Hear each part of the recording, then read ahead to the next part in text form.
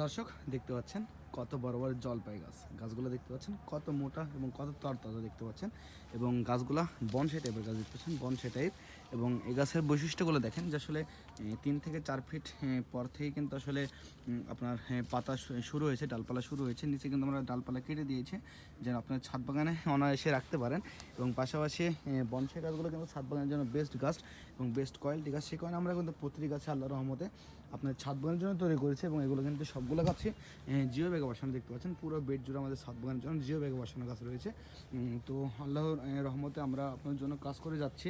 এবং আসলে গাছে একটি গাছে কিন্তু প্রচুর পরিমাণে খরচ হয়, এটা আপনারা সবাই জানেন। যারা ছাদ বাগান করেন কিংবা যারা গাছের সাথে জড়িত আছেন তারা কিন্তু সকলে জানেন যে প্রতিটি গাছে কিন্তু হুজ পরিমাণে খরচ হয়, কারণ প্রতি মাসে লেবার খরচ রয়েছে।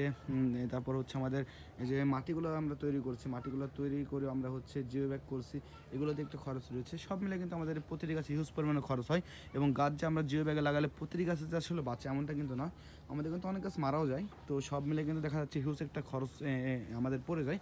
তো সেই দৃষ্টিকোণ থেকে আমরা আমাদের খরচ রেখে আমাদের পেট আছে, তো সব মিলে দেখা যাচ্ছে আমরা কিছু অংশ লাভ করি, আমাদের পেট চলার মতো লাভ করে কিন্তু আপনার কাছে গাছগুলো ডেলিভারি করে থাকি।